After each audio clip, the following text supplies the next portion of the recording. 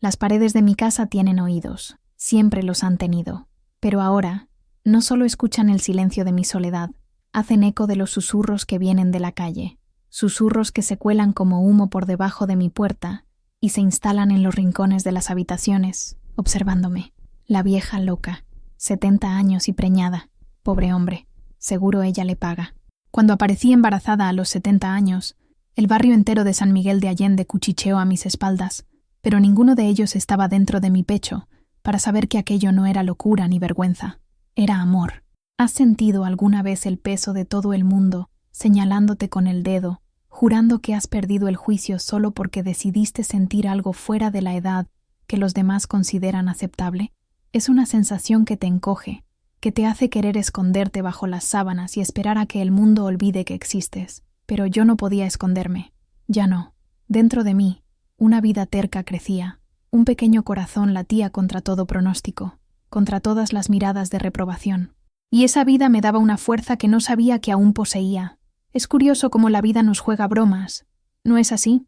Cómo nos da guiones que nadie jamás imaginaría. Si historias como esta, sobre romper guiones y encontrar la propia voz en medio del ruido del mundo, resuenan contigo, tal vez quieras formar parte de nuestra comunidad, considera suscribirte al canal. Cada nueva voz que se une a nosotros nos ayuda a contar más historias que necesitan ser escuchadas, historias sobre corazones que se niegan a dejar de latir. Mi nombre es Guadalupe Hernández, pero aquí, en este laberinto de calles de piedra y casas coloridas, soy solo Lupita. Tengo 70 años cumplidos y una vida que, hasta hace poco, parecía haber llegado a su capítulo final. Una vida de costuras, de hijos criados y de un marido que se fue, llevándose con él mi juventud y dejándome con la resignación. Yo era la señora correcta, la viuda de un hombre vivo, la mujer que no molestaba a nadie, un mueble antiguo en el paisaje del barrio, hasta que llegó Javier. Y con él, la vida decidió que mi libro aún no había terminado. Al contrario, el prólogo apenas estaba comenzando. Hoy, con el vientre pesado bajo mi vestido de flores, siento las miradas en la calle, algunas de pena, otras de desprecio, pocas de curiosidad genuina. Ellos no entienden. No ven al hombre que sostiene mi mano con un cuidado que nunca conocí, el hombre cuya mirada me dice que soy la mujer más hermosa del mundo, incluso con mis arrugas y mi pelo blanco. Ellos ven un escándalo. Yo veo mi salvación. El aire de Guanajuato es seco, el sol es implacable, y las sombras en esta ciudad colonial son largas y afiladas. Aprendí a caminar por ellas, a no importarme lo que se esconde en la oscuridad de los juicios, porque por primera vez en mi larga vida no estoy caminando sola, y la mano que sostiene la mía es la única que importa. Pueden susurrar lo que quieran, pueden llamarme loca, pero cuando Javier me mira y sonríe, cuando siento el suave movimiento dentro de mí, sé que no estoy loca, estoy finalmente viva, y eso, para ellos, quizás sea la mayor locura de todas. Antes de Javier, mis días eran todos iguales, cosidos uno al otro con el mismo hilo descolorido. Me despertaba con el primer rayo de sol que se infiltraba por la rendija de la ventana de mi cuarto, un sol que parecía siempre cansado, como yo. La casa, heredada de mi madre, era mi refugio y mi prisión. Las paredes de adobe, pintadas de un ocre desvaído, guardaban el olor a lavanda seca y a naftalina. Cada objeto tenía su lugar, cada silla crujía de la misma manera, cada tabla del suelo protestaba bajo mis pies en los mismos puntos de siempre. Era un orden que me daba seguridad, pero que también me asfixiaba. Mi mundo se resumía al zumbido constante de mi vieja máquina de coser Singer. Era en ella donde pasaba la mayor parte del día, arreglando dobladillos para las vecinas, ajustando vestidos de fiesta para las jóvenes del barrio, remendando las heridas de las telas como quien intenta remendar sus propios recuerdos. El dinero era poco, proveniente de una pensión miserable que dejó mi exmarido, Ramón, y complementado por estos pequeños trabajos. Daba para lo básico: los frijoles, las tortillas, las facturas de luz y agua, y los medicamentos para la presión alta. Ramón me dejó hace más de 30 años. Fue por una mujer 20 años más joven, con la piel lisa y los sueños intactos. No hizo un gran drama. Simplemente preparó una maleta una tarde de martes, mientras yo estaba en el mercado, y dejó una nota en la mesa de la cocina. Me perdone, Lupe. Necesito vivir, como si mi vida, nuestra vida, no contara. Como si los 3 hijos que criamos juntos fueran solo un borrador de una historia que él decidió reescribir con otra persona. Mis hijos. Mateo, el mayor, se convirtió en un hombre duro como su padre. Vive en Monterrey, trabaja en una fábrica y me llama 2 veces al año, en mi cumpleaños y en Navidad. Nuestras conversaciones son cortas, llenas de formalidades y de un abismo que nunca logramos cruzar. Sofía, la del medio, vive en la Ciudad de México. Está casada con un abogado y tiene 2 hijos que apenas conozco. Me manda dinero de vez en cuando y me llena de consejos no solicitados sobre mi salud, como si yo fuera un jarrón frágil a punto de romperse. Ricardo, el menor, mi niño, se fue a Estados Unidos y nunca más volvió. Manda postales de lugares que solo veo en la televisión. Ellos se fueron, cada uno por su camino, y yo me quedé. La madre, la abuela, la costurera, la mujer que aguantó todo en silencio, porque eso fue lo que me enseñaron. La mujer aguanta. Aguanté la soledad, las noches largas, el eco de mis propios pasos en la casa vacía. Mi corazón, imaginaba, se había convertido en un músculo adormecido, que bombeaba sangre por obligación, no por emoción. Me miraba en el espejo del baño, un espejo antiguo con manchas oscuras en los bordes, y veía el rostro de una extraña. Las arrugas eran como un mapa de un territorio que yo misma ya no reconocía. Los ojos, marrones y profundos, habían perdido el brillo. El pelo, antes negro como la noche, ahora era una maraña de hebras blancas y plateadas, que me recogía en un moño apretado en la nuca. Era el rostro de una mujer que había aceptado su fin, que esperaba, con una paciencia resignada, el día en que el zumbido de la máquina de coser finalmente se detuviera y el silencio fuera completo.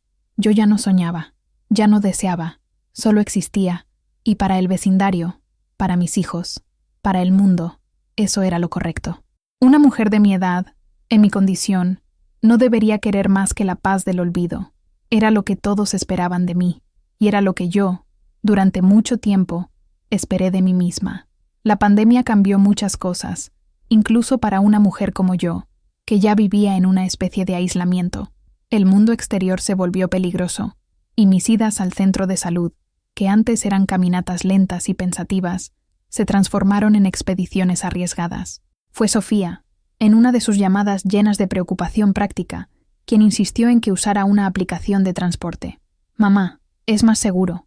Llamas desde el celular. El carro viene hasta la puerta. No tienes que exponerte». Me resistí al principio. La tecnología me asustaba. Parecía algo para los jóvenes, para un mundo que ya no era el mío.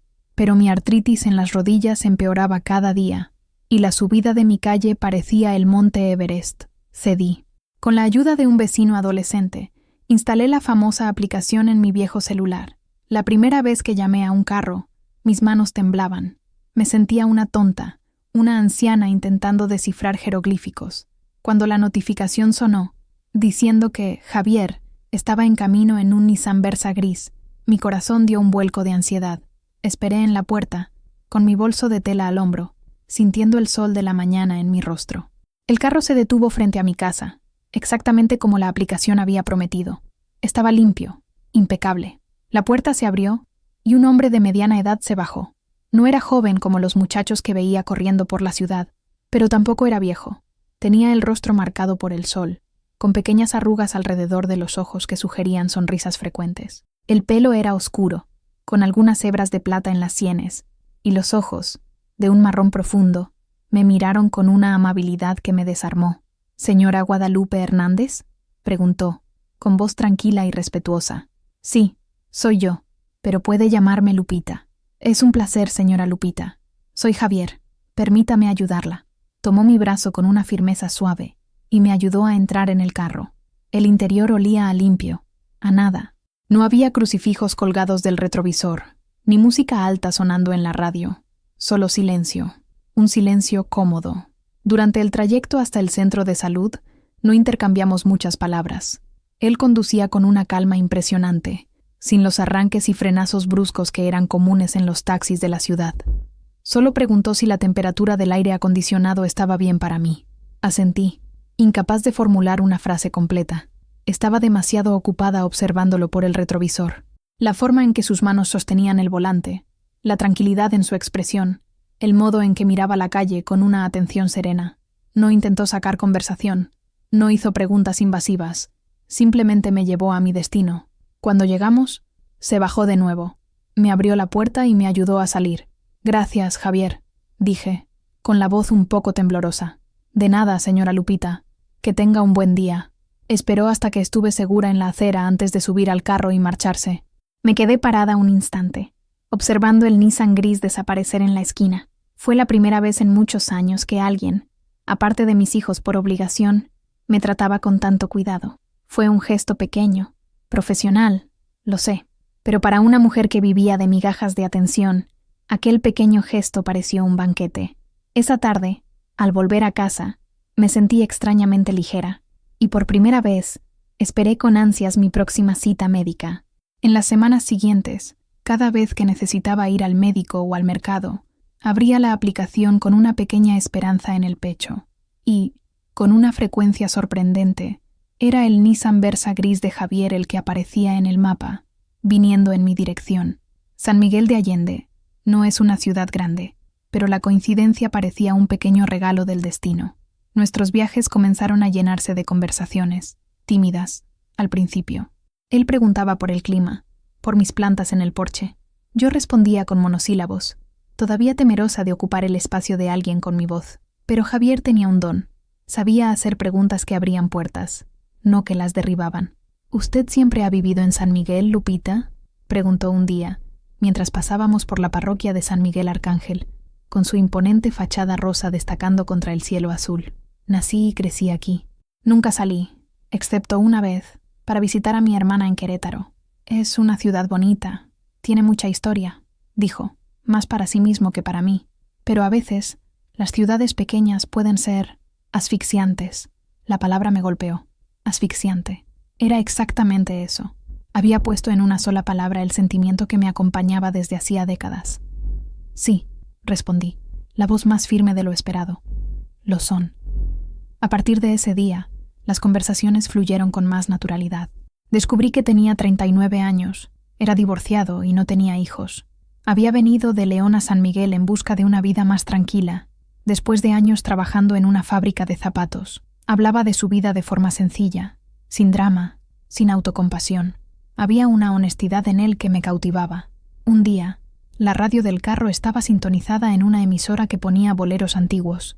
Javier se dio cuenta de que yo tarareaba en voz baja la letra de «Sabor a mí». «¿Le gusta Agustín Lara?», preguntó, con una discreta sonrisa en la comisura de los labios. Me puse roja, como una adolescente sorprendida en el acto. Me gustaba mucho. Mi padre solía escucharlo en la radio todos los domingos. Es una música preciosa. Habla de un amor que deja marcas, que se adentra en el alma. El amor siempre deja marcas, dije, sin pensar, buenas o malas. Me miró por el retrovisor, y nuestras miradas se cruzaron por un segundo. En ese segundo, sentí una conexión que iba más allá de la de un conductor y su pasajera. Era un reconocimiento, una comprensión mutua de que ambos cargábamos historias y cicatrices. No dijo nada más, pero subió un poco el volumen de la radio, y durante el resto del camino, escuchamos en silencio las melodías que hablaban de amores perdidos y de nostalgias eternas. Yo miraba por la ventana, hacia las bugambillas moradas y rojas que se desbordaban de los muros, y sentía que algo florecía dentro de mí también, algo que creía muerto y enterrado. Era una semilla de curiosidad, de interés. Quería saber más sobre aquel hombre. Quería saber qué boleros le dolían en el corazón, qué historias se escondían detrás de esas arrugas de sonrisa alrededor de sus ojos. Los viajes en la aplicación dejaron de ser una necesidad y se convirtieron en el punto culminante de mis días. Inventaba excusas para salir, para ir a una farmacia al otro lado de la ciudad, solo para tener la oportunidad de pasar 15 o 20 minutos en la compañía silenciosa y reconfortante de Javier. Y con cada viaje me sentía un poco menos invisible, un poco más Guadalupe. El día que lo cambió todo comenzó como cualquier otro. Una cita de rutina en el centro de salud para controlar mi presión. Llamé al carro por la aplicación, y el Nissan gris de Javier no tardó en llegar. El sol de Guanajuato estaba especialmente fuerte ese día, y el aire acondicionado del carro fue un alivio inmediato. «Buenos días, Lupita. Un día caluroso, ¿verdad?», dijo, con su sonrisa habitual. «Muy caluroso. Parece que el sol ha decidido mudarse aquí a San Miguel». La consulta fue larga.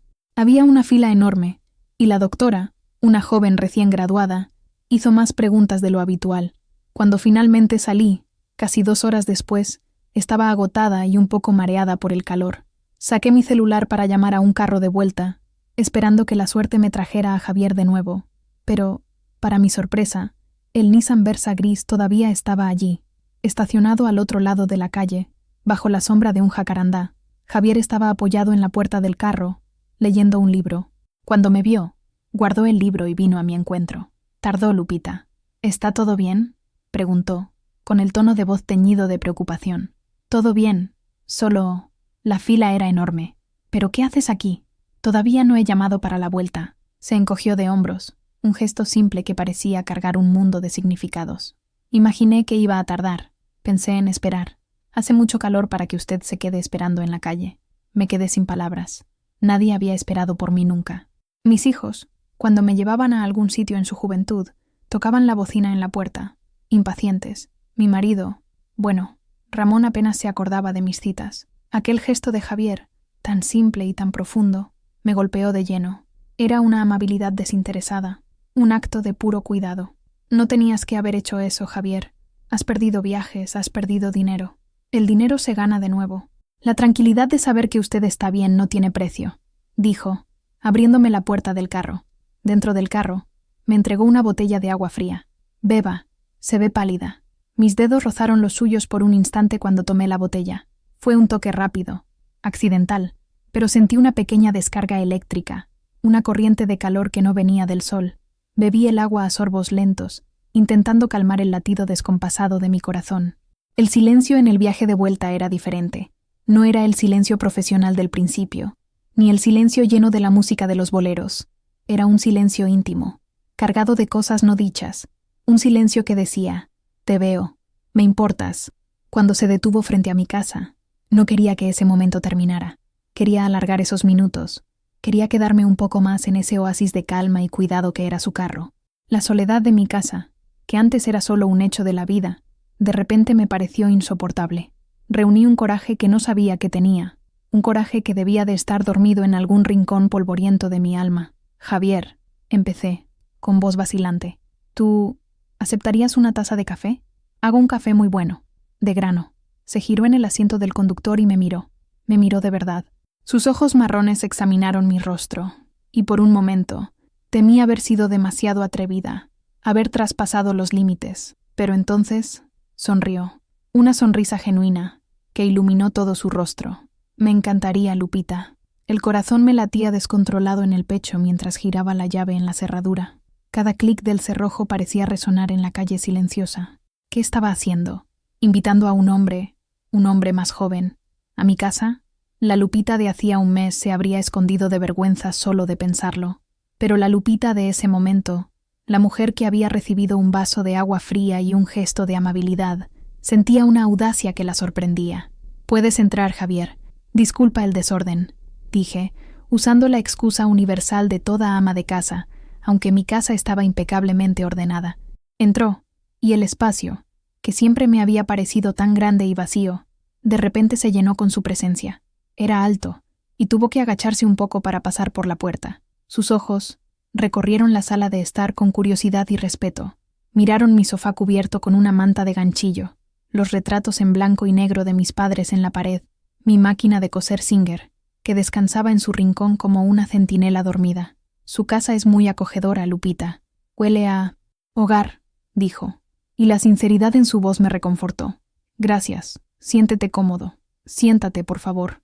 Voy a preparar el café. Fui a la cocina, sintiendo su mirada en mi espalda. Mis manos temblaban un poco mientras cogía el café molido y el agua. Me sentía como una joven recibiendo a su primer pretendiente. Era ridículo, lo sé. Una mujer de 70 años con mariposas en el estómago. Pero era exactamente así como me sentía, viva y nerviosa. Mientras el agua se calentaba, oí el sonido suave de sus pasos en la sala. Estaba observando los portarretratos en mi estantería. Había fotos de mis hijos de niños, de mi boda con Ramón, de mí misma de joven, con una sonrisa que apenas reconocía. ¿Son tus hijos?, preguntó, cuando volví con 2 tazas de café humeante en una bandeja. Sí, Mateo, Sofía y Ricardo, respondí, señalando a cada uno. Ahora son todos adultos, con sus propias vidas, lejos de aquí. Es una bella familia, dijo, sin ningún rastro de lástima en su voz. solo una constatación. Nos sentamos en el sofá, a una distancia respetuosa. El olor del café se mezclaba con el olor a lavanda de la casa. El silencio se instaló entre nosotros por un momento, pero, de nuevo, no era un silencio incómodo. Era un silencio de expectación. Estaba a punto de hacer una pregunta trivial sobre su día, cuando él miró el retrato de mi boda. En él, Ramón y yo éramos jóvenes, llenos de una esperanza que el tiempo se encargaría de erosionar. Parecían felices, comentó, suavemente. La pregunta me tomó por sorpresa. Nadie me preguntaba nunca por Ramón. Era un tema tabú, una herida antigua que todos fingían no ver. Pero la forma en que Javier preguntó no era invasiva, era genuinamente curiosa. Respiré hondo y decidí, por primera vez, contarle la verdad a alguien que no fuera un pariente cercano. Lo fuimos, por un tiempo. Después, la vida pasó. Las personas cambian, los sentimientos se desgastan. Se fue hace muchos años. Lo siento, dijo, y le creí. No lo sientas, ha pasado mucho tiempo. Me acostumbré a la soledad, dije, y al decirlo, me di cuenta de lo mentirosa que sonaba esa frase. No me había acostumbrado, solo la había sobrevivido. En ese momento, mientras el sol de la tarde entraba por la ventana, creando largas franjas de luz en el suelo de madera, algo se rompió dentro de mí. El muro de resignación que había construido a mi alrededor, ladrillo a ladrillo, a lo largo de 30 años, comenzó a agrietarse, y por la rendija, un resquicio de luz, de posibilidad, comenzó a entrar. Aquel primer café se transformó en muchos otros.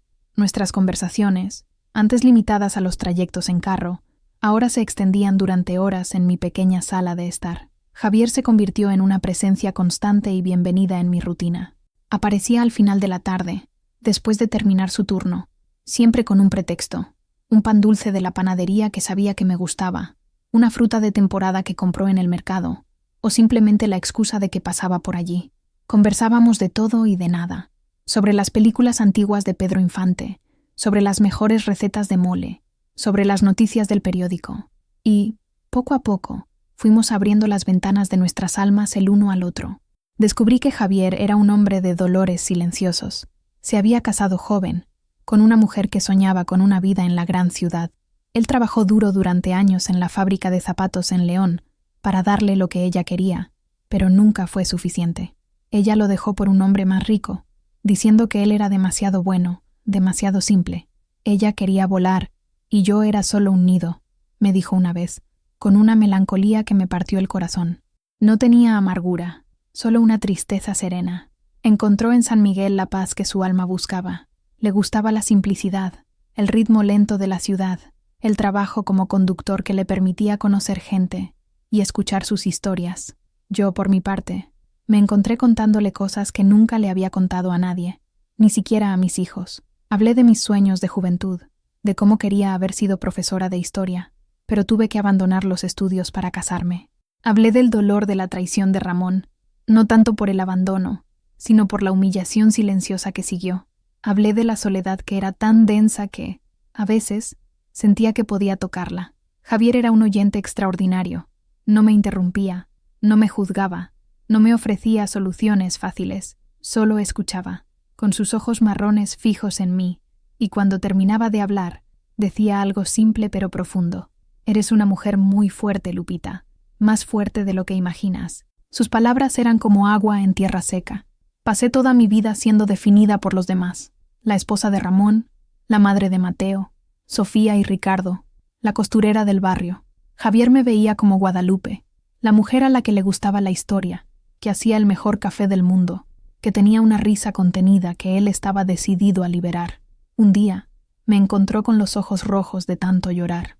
Había recibido una llamada de Sofía, llena de críticas veladas sobre cómo estaba administrando mi dinero y mi salud. Me sentí pequeña, incompetente, una carga. Javier no dijo nada. Simplemente se sentó a mi lado en el sofá, tomó mi mano arrugada y llena de marcas de aguja y la sostuvo entre las suyas, que eran grandes y cálidas. Permanecimos en silencio durante un largo rato, y el calor de su mano en la mía parecía transferirme un poco de su fuerza, de su calma. No eres una carga, Lupita, dijo finalmente, con voz baja. Eres un regalo, y tus hijos tienen suerte de tenerte, aunque no sepan apreciarlo. Esa tarde, algo cambió entre nosotros. La línea que separaba la amistad de algo más profundo comenzó a borrarse. Cuando se levantó para irse, se inclinó y, en lugar del habitual gesto de cabeza, me besó en la frente. Fue un beso casto, respetuoso, pero que incendió cada nervio de mi cuerpo. Me quedé parada en la sala durante mucho tiempo después de que se fuera, con la mano en el lugar donde sus labios habían tocado. El fantasma de su tacto ardía en mi piel, y supe, con una certeza aterradora y maravillosa, que me estaba enamorando de Javier. A los 70 años, mi corazón, que yo juzgaba dormido para siempre, estaba despertando. San Miguel de Allende es una ciudad donde las noticias viajan más rápido que el viento que baja de las montañas. Las paredes de piedra parecen tener ojos, y las ventanas de hierro forjado, oídos. El Nissan Versa gris, estacionado con frecuencia frente a mi casa, no pasó desapercibido por mucho tiempo.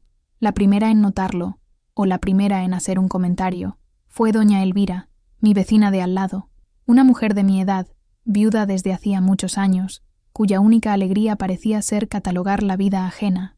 Me encontró en la puerta de casa una mañana, mientras yo barría las hojas secas de la acera. «Buenos días, Lupita», dijo, con una sonrisa que no alcanzaba sus ojos pequeños y curiosos. «He visto que has estado recibiendo visitas. Un hombre más joven, ¿no? Qué bueno que ya no estás tan sola».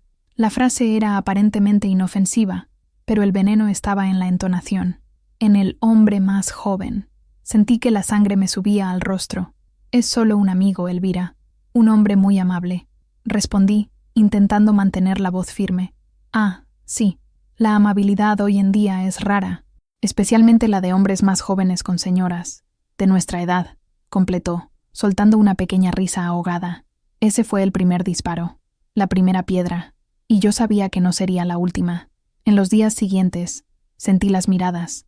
En el mercado, las comadres dejaban de hablar cuando me acercaba, intercambiando miradas significativas por encima de los puestos de frutas y verduras.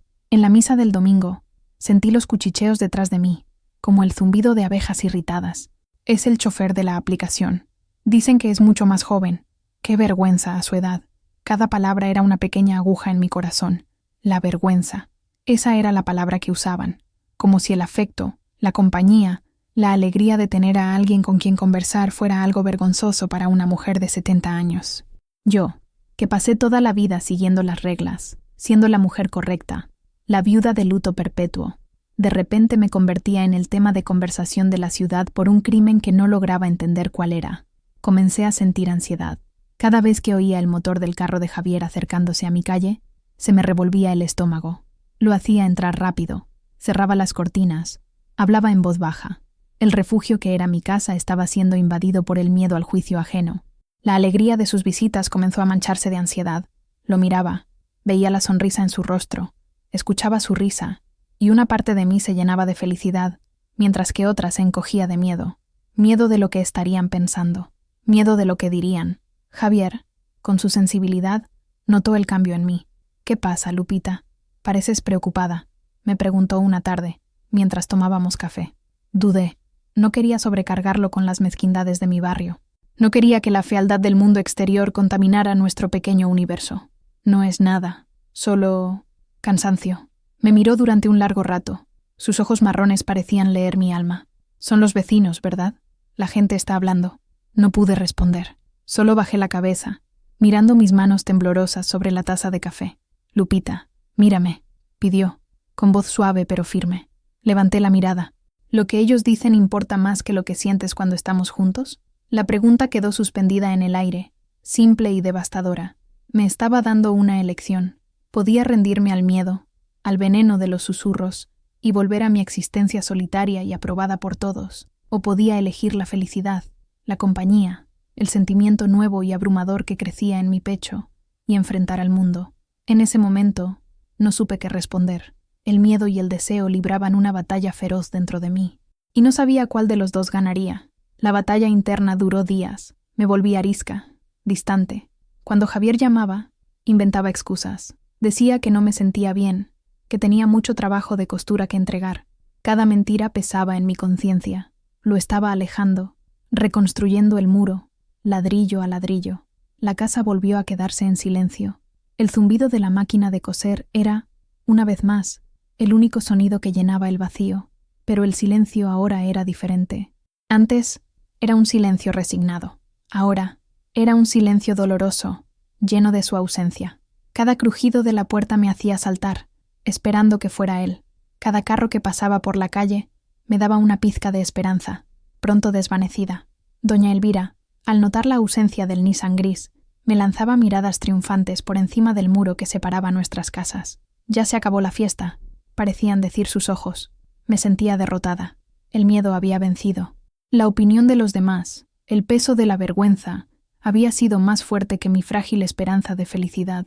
Un viernes por la tarde, estaba sentada en mi máquina de coser, intentando arreglar la cremallera de una chaqueta, pero mis ojos estaban empañados por lágrimas no lloradas. Me sentía una idiota, una cobarde.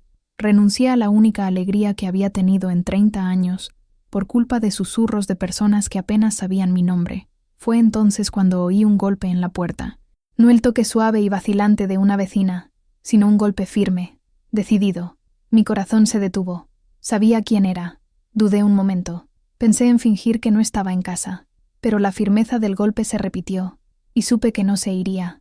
Me sequé los ojos con el dorso de la mano y fui a abrir. Javier estaba parado en mi puerta. No sonreía. Su rostro estaba serio. La expresión en sus ojos era una mezcla de dolor y determinación. ¿Podemos hablar, Lupita?, preguntó en voz baja. Asentí, incapaz de hablar, y me hice a un lado para que entrara. No se sentó. Permaneció de pie en medio de la sala, y su presencia parecía demasiado grande para la habitación, para mi vida pequeña y miedosa.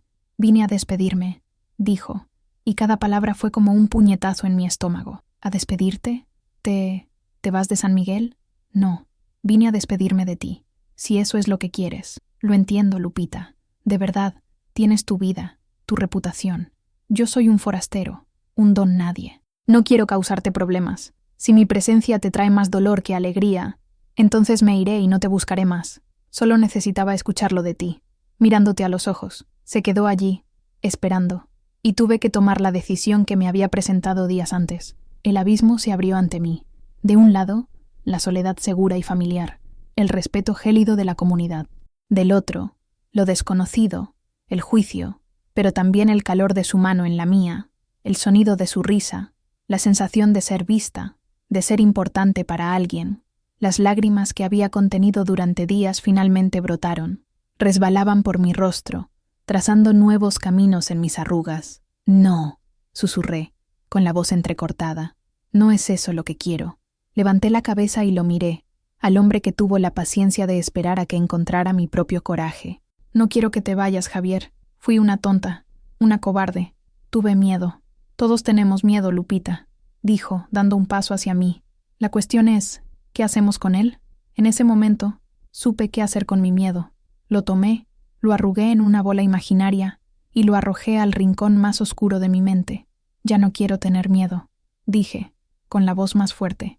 Se acercó más, hasta que estuvimos a solo un paso de distancia. Levantó la mano y, con el pulgar, secó una lágrima de mi mejilla. Su tacto era gentil, reverente. Entonces no lo tengas, susurró. Estoy aquí.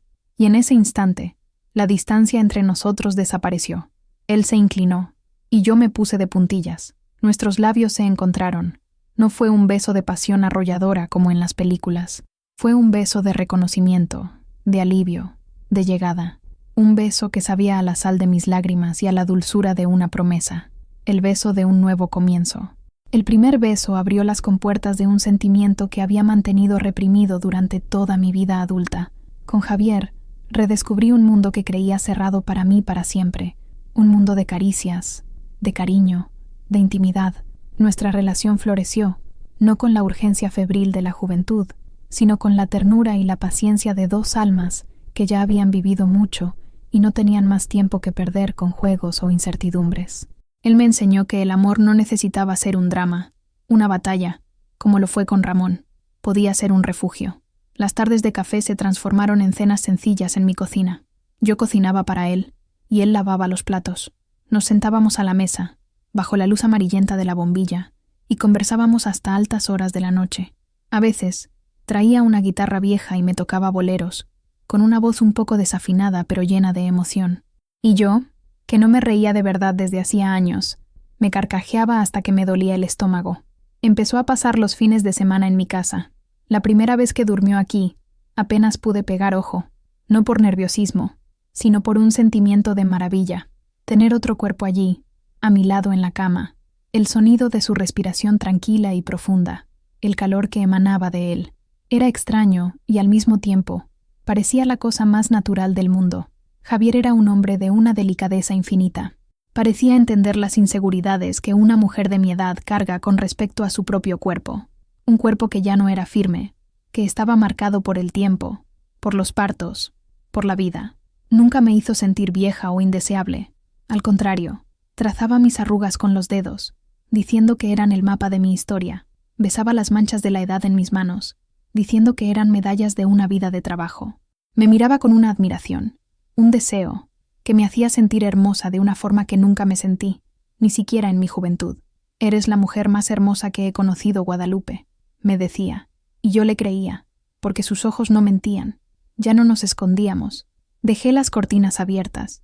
Empezamos a caminar juntos por la ciudad los domingos por la tarde, de la mano. Sentía las miradas, por supuesto. Sentía los susurros, pero ya no me afectaban. La mano de Javier en la mía era un escudo. Su sonrisa era mi armadura. La gente empezó a acostumbrarse. La novedad del escándalo se fue desgastando. Algunos continuaban mirándonos con desaprobación, como doña Elvira, pero otros, los más jóvenes principalmente, nos miraban con una especie de curiosidad admirada. Una vez, una joven vendedora de la tienda de telas, Carmen, me dijo: «Doña Lupita, qué bueno verla tan feliz. Hacen una pareja preciosa». El comentario me hizo sonrojar, pero también me reconfortó el corazón. Estaba viviendo una segunda primavera en el otoño de mi vida. Cada día era un descubrimiento. Redescubrí el sabor de la comida, los colores de las flores, la belleza del atardecer visto desde mi porche. Todo parecía más vivo, más vibrante, porque tenía a alguien con quien compartirlo. Una noche, estábamos sentados en el porche, mirando las estrellas. El aire estaba fresco, con el olor a jazmín que venía del jardín de la vecina. «Te amo, Lupita», dijo, de repente, en medio del silencio. Mi corazón dio un vuelco. Nunca antes había dicho esas palabras. Me volví hacia él, y en la penumbra vi la vulnerabilidad en su rostro. «Yo también te amo, Javier, más de lo que puedas imaginar». Y era verdad. Lo amaba con la fuerza de un corazón que pensaba que nunca más amaría. Era un amor maduro, tranquilo, pero no por ello menos intenso. Era un amor que no pedía nada, simplemente era, y era todo lo que necesitaba. En ese momento, me sentía la mujer más afortunada del mundo. Mal sabía yo que la vida, en su infinita capacidad de sorprender, todavía me reservaba el mayor y más increíble de los milagros. La felicidad se instaló en mi casa como un gato que encuentra el lugar más soleado para dormir. Era una presencia cálida, constante, que ronroneaba en los rincones. Pasaron meses en una neblina de satisfacción. Javier prácticamente se mudó a mi casa, trayendo sus pocas posesiones en cajas de cartón, sus libros, su guitarra, su ropa. La casa, antes tan silenciosa, ahora tenía el sonido de su risa, de la música que escuchaba, de nuestras conversaciones. Pero entonces empecé a sentirme extraña. Un cansancio profundo se instaló en mis huesos, un cansancio que no se iba ni con una noche entera de sueño. A veces sentía náuseas por la mañana, una aversión a olores que antes me eran familiares, como el de mi propio café. Mis pechos se volvieron dolorosos, sensibles al tacto. Al principio no le di importancia.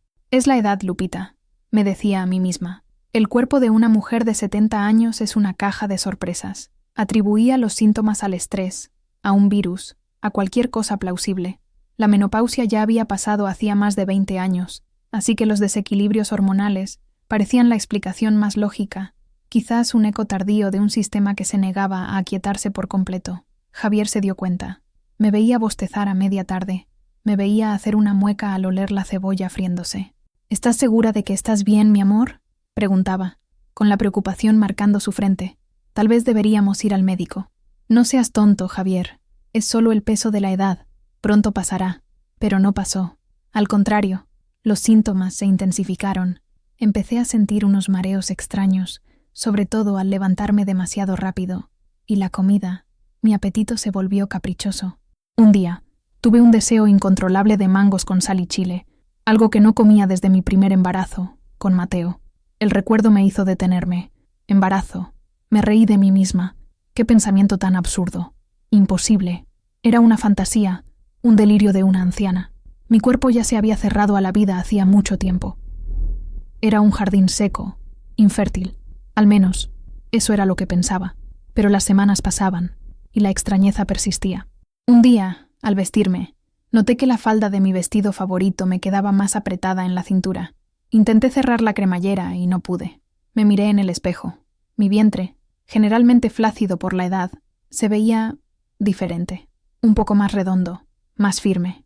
El pánico comenzó a instalarse, un pánico frío e irracional. ¿Qué me estaba pasando? ¿Sería un tumor? ¿Un mioma? Mi cerebro comenzó a enumerar todas las enfermedades terribles que podrían causar esos síntomas. La edad, que antes usaba como excusa, ahora se convertía en una fuente de terror. Javier, tienes razón. Necesito ir al médico, le dije esa noche, con la voz temblorosa. Me abrazó fuerte. Claro, mi amor. Iré contigo. Todo va a estar bien. Ya verás. Pero yo no estaba tan segura. Un presentimiento extraño, una mezcla de miedo y algo que no podía nombrar, se alojó en mi pecho.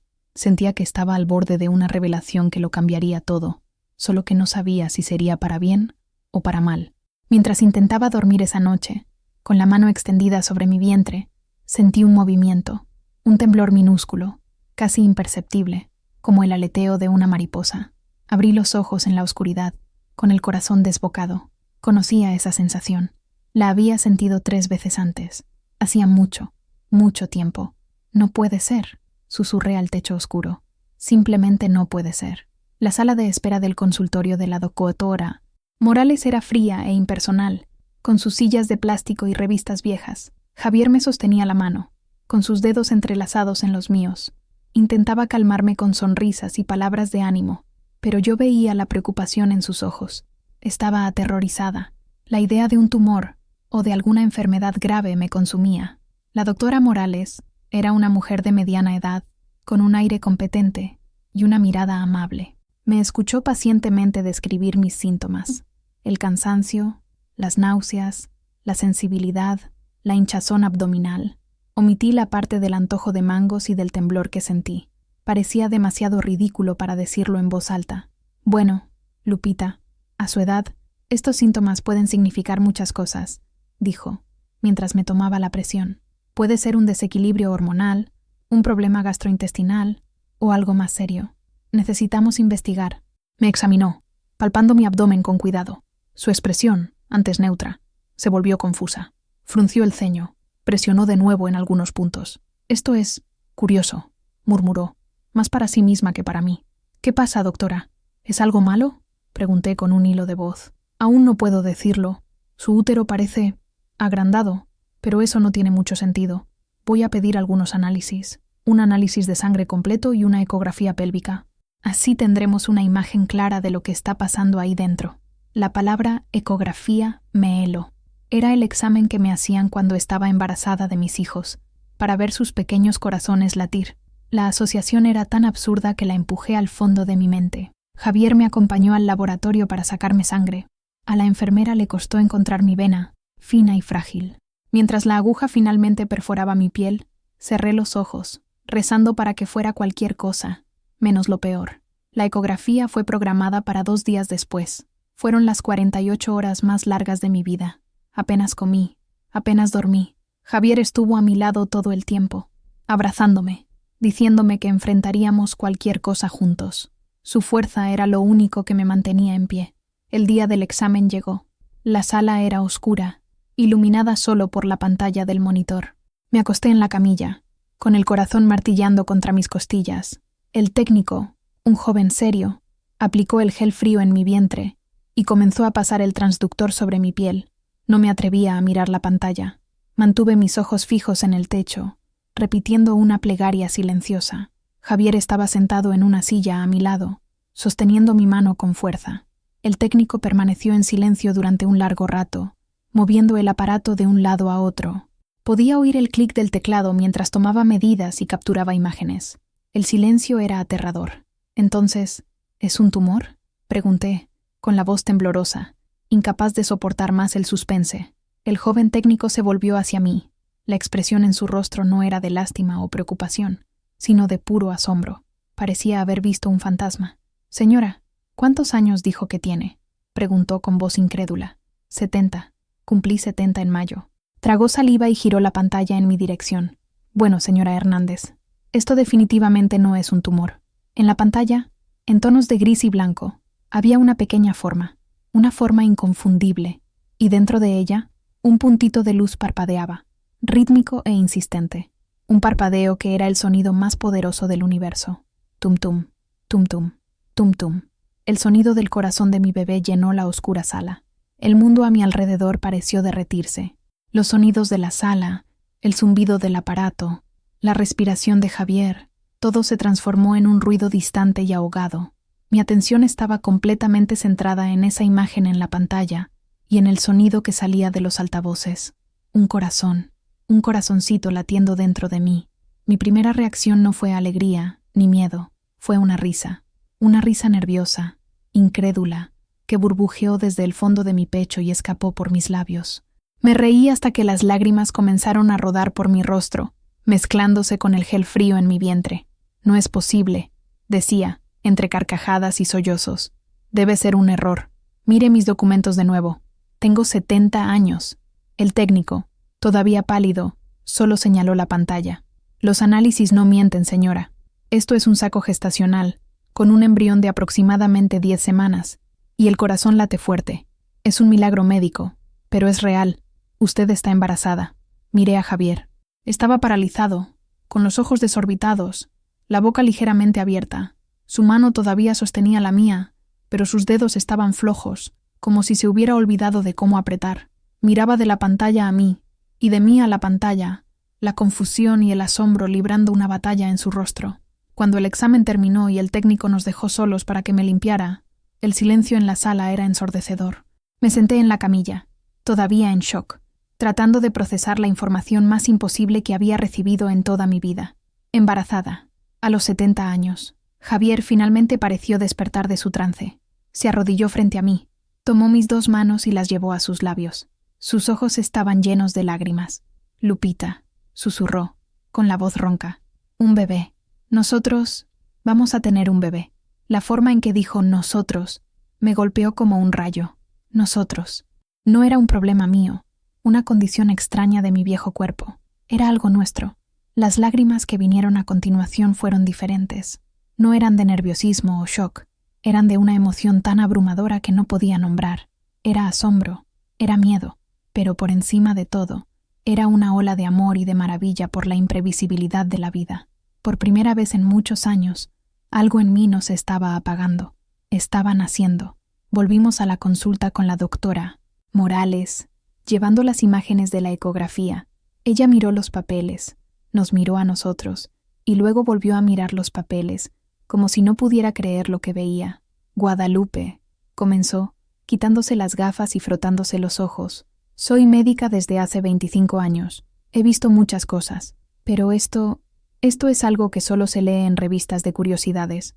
Un embarazo a esta edad es extraordinariamente raro y extremadamente arriesgado». Su voz se volvió seria, profesional. Nos explicó todos los riesgos. Riesgo de diabetes gestacional, de preeclampsia, de problemas cromosómicos con el bebé, de complicaciones en el parto. La lista era larga y aterradora.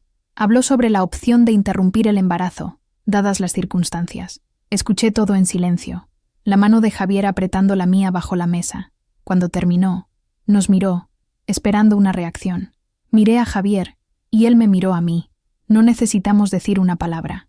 La misma decisión se reflejaba en los ojos del otro. «Doctora», dije, con la voz sorprendentemente firme, «he pasado la mayor parte de mi vida pensando que ya había terminado. Este bebé es la prueba de que no ha terminado. Vamos a correr los riesgos. Vamos a tener este hijo». La doctora Morales suspiró, pero luego una pequeña sonrisa se formó en sus labios. «Muy bien. Entonces, Guadalupe, Javier, parece que tenemos un largo camino por delante. Haremos todo lo que esté a nuestro alcance para que ustedes y este pequeño milagro estén bien». Salimos del consultorio de la mano, caminando bajo el fuerte sol de San Miguel. El mundo parecía el mismo, pero para mí todo había cambiado. Ya no era solo Lupita, la costurera anciana, era Lupita, la mujer que llevaba un milagro dentro de sí. y sabía que la parte más difícil de nuestro viaje apenas estaba comenzando. El viaje de vuelta a casa fue silencioso. El shock aún reverberaba en nosotros, una onda que iba y venía, dejando a su paso una mezcla de incredulidad y temor. Miraba mi propio vientre, todavía casi plano, y no podía creer que allí dentro se estuviera formando un nuevo universo. Cuando llegamos a casa, Javier me preparó un té de manzanilla. Nos sentamos a la mesa de la cocina, el mismo lugar donde habíamos compartido tantas conversaciones, pero ahora el aire estaba cargado de un peso nuevo y desconocido. Esperaba que él entrara en pánico. Yo estaba en pánico. Un hombre de 39 años, con una vida sencilla, de repente se veía a punto de ser padre de un hijo con una mujer 31 años mayor, una mujer con edad para ser su madre. Era una situación que desafiaba toda lógica, toda convención.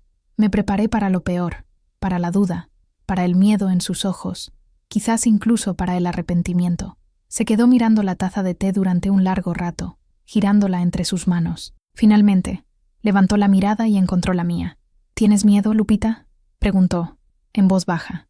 Aterrorizada, admití. Tengo miedo de los riesgos, de mi salud, de lo que la gente va a decir. Tengo miedo de no tener fuerzas para esto, Javier. Yo también tengo miedo, confesó, y su honestidad fue un alivio. Tengo miedo de no ser un buen padre, de no saber qué hacer, de no tener suficiente dinero. Tengo miedo por ti, por tu salud. Hizo una pausa, respiró hondo. Pero hay una cosa de la que no tengo miedo, y de la que no tengo ninguna duda. ¿Qué?, susurré. De que quiero esto, de que quiero este hijo contigo. Nunca pensé que sería padre, Lupita. Había aceptado que esa no era una parte de mi historia, y de repente, la vida me da este regalo, con la mujer que amo. ¿Cómo podría no quererlo? Sus palabras disolvieron una parte del nudo de miedo que se había formado en mi pecho. No estaba huyendo, estaba allí, firme, a mi lado. No veía la situación como un problema, sino como un regalo. La gente nos va a juzgar, Javier.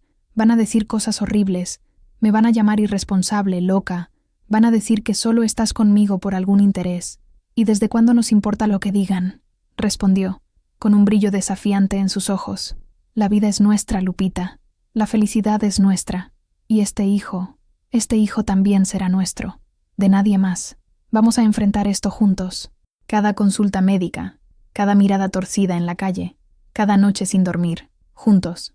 Se levantó, vino hacia mí y se arrodilló al lado de mi silla. Colocó la mano suavemente sobre mi vientre, con el rostro lleno de una reverencia que me emocionó. «Hola, pequeñito», susurró a mi vientre. «Aquí está tu papá. Sé que todo esto es un poco extraño, pero no te preocupes. Tu mamá es la mujer más fuerte del mundo, y te prometo que cuidaré de ustedes dos con mi vida». En ese momento, todo mi miedo, toda mi angustia, se transformaron en una ola de amor tan poderosa que me dejó sin aliento.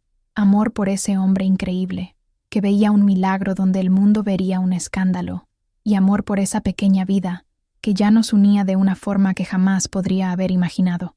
Lloré, pero esta vez las lágrimas eran de pura gratitud. No estaba sola, no estábamos solos. Éramos una familia improbable, desafiante, pero una familia. Esa noche, antes de dormir, Javier me abrazó por la espalda, con la mano protectoramente posada sobre mi vientre.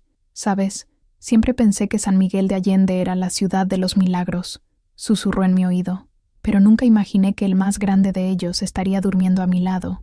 Sonreí en la oscuridad, sintiendo una paz que no sentía desde el inicio de toda esa confusión. La batalla contra el mundo exterior aún estaba por venir. Pero la batalla dentro de nosotros, la batalla contra el miedo y la duda, ya la habíamos ganado. La paz que sentí esa noche fue la calma antes de la tormenta. Sabíamos que no podríamos ocultar la noticia por mucho tiempo. Mi cuerpo pronto comenzaría a cambiar de forma visible, y la verdad saldría a la luz. Decidimos que lo primero que había que hacer era contárselo a mis hijos. Era lo correcto. Eran mi familia, a pesar de la distancia, y merecían saberlo por mí. Estaba posponiendo las llamadas. El miedo me paralizaba. Una cosa era enfrentar los susurros de extraños. Otra, completamente diferente, era enfrentar el juicio de mis propios hijos. Javier, al notar mi angustia, me tomó la mano. «Hagámoslo juntos. Estaré aquí a tu lado». Decidí llamar primero a Mateo, el mayor, el más duro. Marqué el número con los dedos temblorosos. Contestó al tercer tono, con la voz impaciente como siempre. «¿Qué pasó, mamá?». ¿Está todo bien? Todo está bien, mi hijo. Solo necesito contarte algo importante. Respiré hondo y se lo conté. Intenté mantener la voz tranquila, factual. Hablé de Javier, de nuestra relación, y luego, la noticia principal. Mateo, estoy embarazada. Hubo un silencio al otro lado de la línea. Un silencio tan largo y pesado que pensé que la llamada se había cortado. Mamá, dijo finalmente, con la voz gélida. Repite lo que dijiste. Creo que no oí bien. Lo repetí. Su reacción fue como un puñetazo. No gritó. Fue peor. Se rió. Una risa seca, llena de escarnio. ¿Has perdido el juicio? ¿Es eso? ¿La vejez te ha vuelto senil? ¿Embarazada? ¿A los 70 años? ¿De un conductor de aplicación? ¿Qué broma de mal gusto es esta? No es una broma, Mateo. Es la verdad. Esto es una vergüenza. Explotó, subiendo el tono de voz. Una vergüenza para nuestra familia. ¿Qué va a pensar la gente? ¿Y ese hombre? ¿Qué quiere? ¿Tu dinero de la pensión? ¿Tu casa? Eres una vieja ingenua. Javier me ama, y yo lo amo. Y vamos a tener este bebé. ¿Bebé? No vas a tener ningún bebé.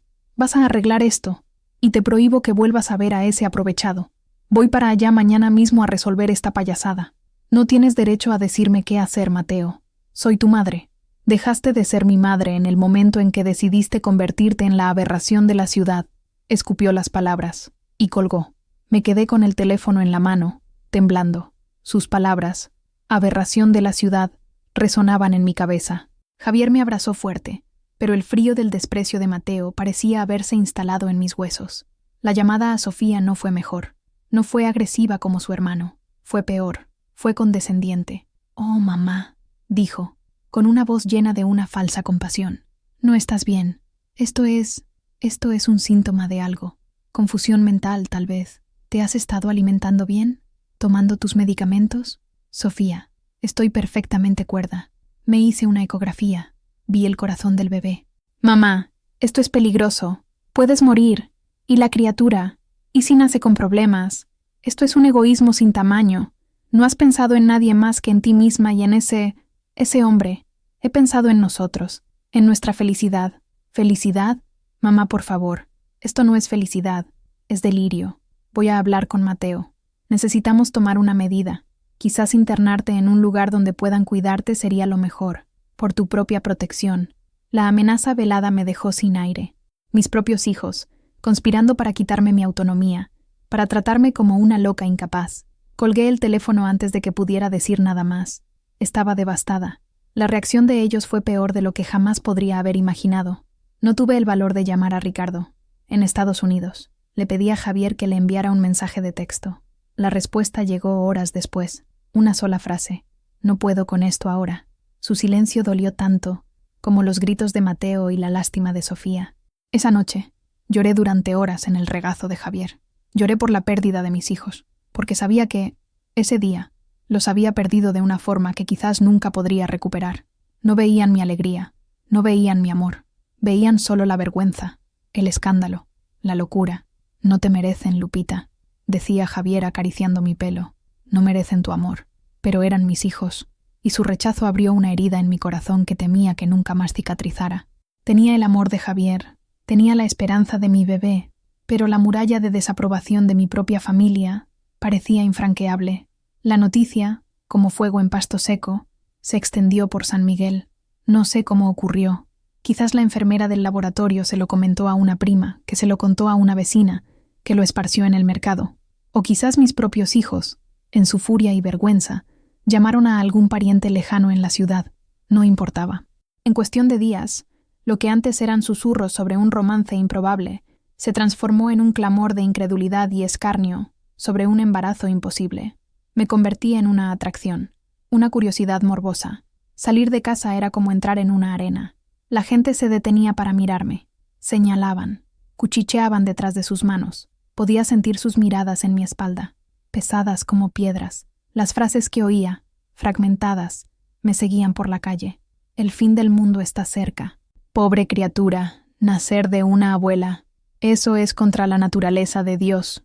Doña Elvira era la peor. Se quedaba de guardia en su ventana, y cada vez que yo salía, se aseguraba de estar en la acera, conversando con alguna otra vecina, en un tono de voz lo suficientemente alto para que yo pudiera oír. Una irresponsabilidad, poniendo su propia vida y la de un inocente en riesgo por capricho de vieja, decía, fulminándome con la mirada. La humillación era diaria, constante. Dejé de ir al mercado, pidiéndole a Javier que hiciera las compras. Dejé de ir a misa, pues no soportaba las miradas de piedad y reprobación. Mi casa, que ya había sido mi prisión, volvió a ser mi único refugio seguro. Incluso los clientes de mi costura comenzaron a desaparecer. Las vecinas que antes me traían sus ropas con sonrisas y conversaciones, ahora pasaban por mi puerta sin mirar, o enviaban a sus hijos a dejar las prendas en el portón, evitando el contacto. Mis pequeños ingresos, ya tan escasos, comenzaron a disminuir. Javier sufría su propio tipo de juicio. Sus colegas conductores hacían bromas crueles. Decían que tenía el golpe de la abuelita, que era un aprovechado, un gigoló. Llegaba a casa por la noche con el rostro cansado, los hombros curvados bajo el peso del desprecio del mundo. «No les hagas caso, Javier», le decía, masajeando su espalda. «No me importa lo que digan de mí, Lupita, pero me duele lo que dicen de ti. No te conocen». ¿No ven a la mujer increíble que eres? La presión era inmensa. Había días en que me derrumbaba. Me sentaba en el suelo de la sala y lloraba, cuestionando si habíamos hecho lo correcto, cuestionando si tendría fuerzas para llevarlo adelante. La soledad era abrumadora. Parecía que el mundo entero estaba en nuestra contra. Una tarde particularmente difícil, después de que una vecina se santiguara al verme pasar por la calle, toqué fondo. «Quizás tengan razón, Javier», le dije con la voz entrecortada. «Quizás estemos locos, quizás esto sea un error». Se sentó frente a mí, tomó mi rostro entre sus manos y me forzó a mirarlo a los ojos. «No, Lupita, no es un error. ¿Es difícil? Sí. ¿Da miedo? Por supuesto. Pero no es un error. Mírame, nos tenemos el uno al otro. Y pronto tendremos a nuestro hijo. Eso es lo que importa. El resto es solo ruido. Ruido de gente pequeña, con almas pequeñas». Secó mis lágrimas con sus pulgares. «No voy a dejar que te rompan. No voy a dejar que su veneno entre en esta casa. Aquí dentro solo estamos nosotros. Y aquí dentro solo existe el amor». Sus palabras fueron el ancla que me impidió ser arrastrada por la marea de hostilidad. Tenía razón. El mundo exterior podía ser cruel, pero aquí dentro, en este pequeño universo que estábamos construyendo, estábamos a salvo. Decidí que no me escondería más. Al día siguiente, fui yo misma al mercado. Caminé con la cabeza en alto, el vientre, ahora con un pequeño pero visible volumen bajo el vestido, proyectado hacia adelante. Enfrenté las miradas, ignoré los susurros, compré mis verduras, pagué y volví a casa. Fue uno de los actos más valientes de mi vida. No estaba pidiendo su aprobación, solo estaba reclamando mi derecho a existir, a ocupar mi espacio en el mundo, embarazada y con 70 años. Y por primera vez, sentí que la fuerza que mi bebé me daba era mayor que todo el odio que el mundo podía ofrecerme. En medio del desierto de hostilidad, pequeños oasis de bondad comenzaron a surgir. Eran gestos inesperados, de personas que apenas conocía, que me recordaban que la humanidad todavía existía más allá de los muros de la intolerancia. La primera en romper la barrera fue Carmen, la joven dueña de la tienda de telas donde compraba mis hilos y avíos. Necesitaba un elástico nuevo para ajustar unos pantalones de maternidad que estaba adaptando para mí, y fui a su tienda, preparada para el trato frío que venía recibiendo en otros lugares. Cuando entré, Carmen abrió una sonrisa amplia y genuina. «Doña Lupita, qué bueno verla. Me enteré de la novedad. Mis felicitaciones. Qué bendición tan maravillosa». Me quedé tan sorprendida que no supe qué decir. ¿Tú no crees que es una locura?», tartamudeé. Ella se rió, un sonido cristalino. «¿Locura, doña Lupita? Locura es pasar la vida sin amor. Lo que usted está viviendo es un milagro, y no deje que nadie le diga lo contrario». Mientras yo elegía el elástico, ella se acercó con un pequeño rollo de tela de algodón, suave y estampado con nubecitas. «Tome, es un regalo, para el ajuar del bebé. Es el mejor algodón que tenemos. No le dará alergia en su piel sensible». Mis ojos se llenaron de lágrimas. «Carmen, no puedo aceptar». «Claro que puede. Considérelo un regalo de su primer afán», dijo, guiñando un ojo. Aquel gesto simple me dio fuerzas para toda la semana. Fue la prueba de que no todos en San Miguel estaban ciegos por el prejuicio. Otro aliado inesperado fue el doctor Ramírez, un pediatra jubilado que vivía en mi calle. Un hombre anciano, conocido por ser un tanto gruñón. Un día, mientras yo regaba mis plantas en el porche, se detuvo frente a mi portón. «Guadalupe», dijo, con voz grave. Me preparé para una reprimenda. «Oí que estás esperando un bebé. Vine a ofrecerte mis servicios. Gratuitamente, por supuesto. Cuando nazca el niño. Un embarazo a tu edad requiere cuidados especiales, y el bebé también necesitará atención redoblada. Tengo mucho tiempo libre ahora». Me quedé boquiabierta. «Doctor Ramírez, yo no sé qué decir. Gracias. No agradezcas. Solo cuídate. E ignora a los idiotas. La medicina ha evolucionado. La mentalidad de la gente, desafortunadamente, no siempre la acompaña». Asintió con la cabeza y continuó su caminata, dejándome con un sentimiento de gratitud y asombro. Incluso algunos de los vecinos, que antes me ignoraban, comenzaron a cambiar de actitud. Quizás al ver crecer mi vientre, la realidad de mi condición se volvía innegable.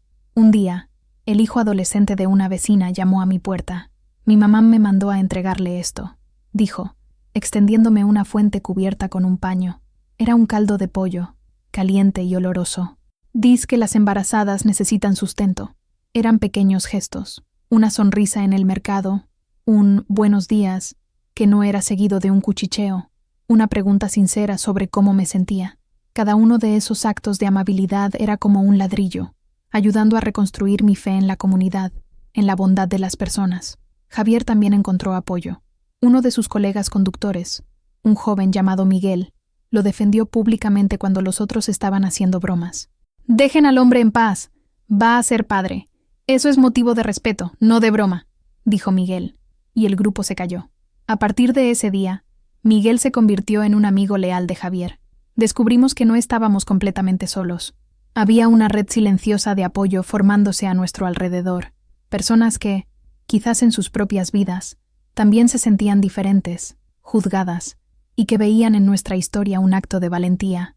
Esto no borraba el dolor causado por mi familia o por la hostilidad de muchos, pero encendía una luz, una pequeña llama de esperanza en medio de la oscuridad, y nos recordaba que, incluso cuando nos sentimos más aislados, siempre hay alguien dispuesto a tender la mano.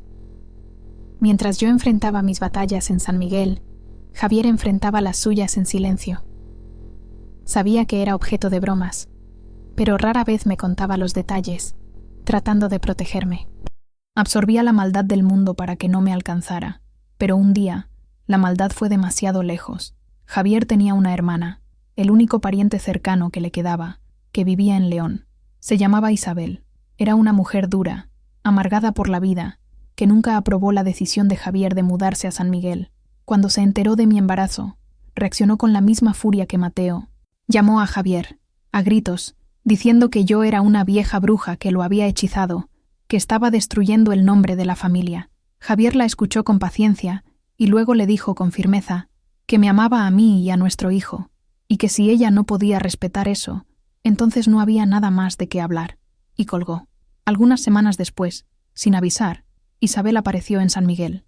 No vino a mi casa. Fue directamente al punto de encuentro de los conductores de la aplicación, cerca del centro, donde sabía que encontraría a Javier. Miguel, el joven amigo de Javier, me contó lo que sucedió después. Él estaba allí y lo vio todo. Isabel llegó como un huracán, gritando el nombre de Javier. Cuando lo encontró, comenzó a armar un escándalo frente a todos los demás conductores. «He venido a buscarte, Javier, a salvarte de esta locura. ¿Cómo puedes hacerle esto a nuestra familia? Involucrarte con una abuela y encima embarazarla. Te has convertido en el hazmerreír». Javier intentó llevarla a un rincón para hablar en privado, pero ella se negaba a moverse. Quería humillarlo públicamente. «Todos aquí saben que no eres tonto. ¿Qué te prometió? ¿La casa? ¿Su pensión? Di la verdad, Javier. ¿Cuánto te está pagando esa vieja para hacer este papel de buen tipo?» La acusación fue la gota que colmó el vaso. Javier, que siempre había sido la personificación de la calma, cambió. Miguel dijo que su rostro se transformó. La serenidad dio paso a una furia fría y contenida. No gritó. Habló en un tono de voz bajo, pero que cortaba el aire y silenció a todos a su alrededor. «Escucha bien, Isabel, y escuchen todos ustedes que piensan como ella. dijo, mirando a su hermana, pero hablando para todos.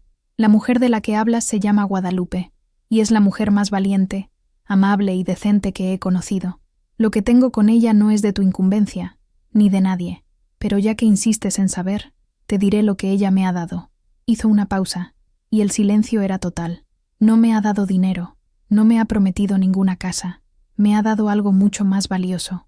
Me dio un hogar, me dio paz, me miró y vio a un hombre, no a un fracaso. Me enseñó a reír de nuevo, y ahora me está dando el regalo más grande que un hombre puede recibir, un hijo. Se acercó a su hermana, con la mirada centelleante. No necesito que me salves, Isabel, ya he sido salvado, y fui salvado por ella. Su amor me salvó, y si tú, o cualquier otra persona aquí, no puede entender eso, el problema no es mío, es de ustedes, que tienen el corazón demasiado pequeño para comprender. Se giró hacia la multitud de conductores que los observaba, atónita. Y solo para que quede claro, el próximo que haga una broma sobre mi mujer o mi hijo, se las verá conmigo, no aquí, sino en los tribunales. El acoso moral es un delito. Después de eso, le dio la espalda a su hermana en shock, subió a su carro y se fue. Cuando Javier llegó a casa esa tarde, su rostro estaba pálido, pero sus hombros estaban rectos. No me contó lo que pasó. Fue Miguel quien me llamó más tarde para decírmelo. Mientras escuchaba el relato de Miguel, las lágrimas rodaban por mi rostro. Eran lágrimas de orgullo, de amor. Ese hombre, mi Javier, me había defendido. Había enfrentado a su propia familia, a sus colegas, al mundo, por mí, por nosotros. Esa noche cuando nos acostamos, lo abracé con todas mis fuerzas. Miguel me lo contó. Susurré en su pecho. Él suspiró. No quería que lo supieras. Gracias, mi amor. Gracias por luchar por nosotros. Besó la parte superior de mi cabeza. Siempre lucharé por ustedes, Lupita. Siempre. Y supe que era verdad. Él era mi guerrero. Y juntos éramos invencibles. Los meses avanzaban, y el embarazo se volvía cada vez más real, más físico. Mi vientre crecía, redondo y firme, un testimonio visible del milagro que desafiaba la lógica. Con el crecimiento, llegaron las molestias, los dolores de espalda, la hinchazón en los pies, la dificultad para dormir. Eran los mismos malestares que sentí en mis embarazos en la juventud, pero ahora, amplificados por el peso de mis 70 años. Nuestras visitas al consultorio de la doctora Morales se volvieron semanales. Me monitoreaba de cerca, con una mezcla de rigor profesional y fascinación mal disimulada. Cada examen era un momento de tensión y alivio. En cada ecografía, veíamos a nuestro bebé crecer, moverse, patear. Descubrimos que era una niña. ¡Una niña! La noticia llenó nuestro corazón de una alegría indescriptible.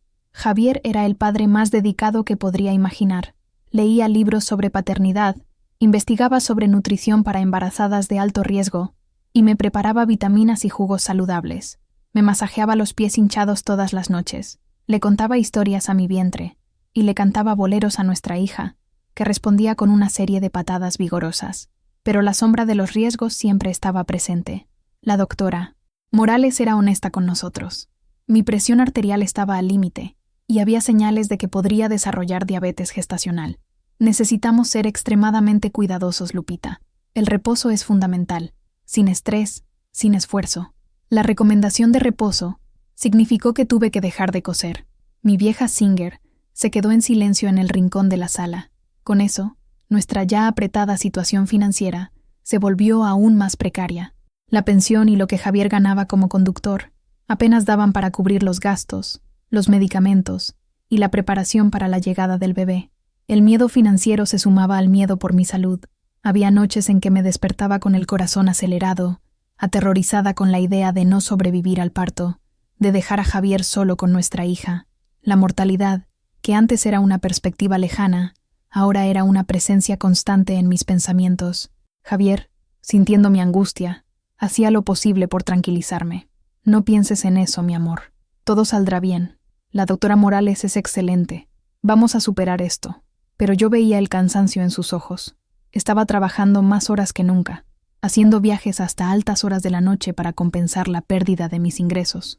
Se estaba agotando, física y emocionalmente, pero nunca se quejaba.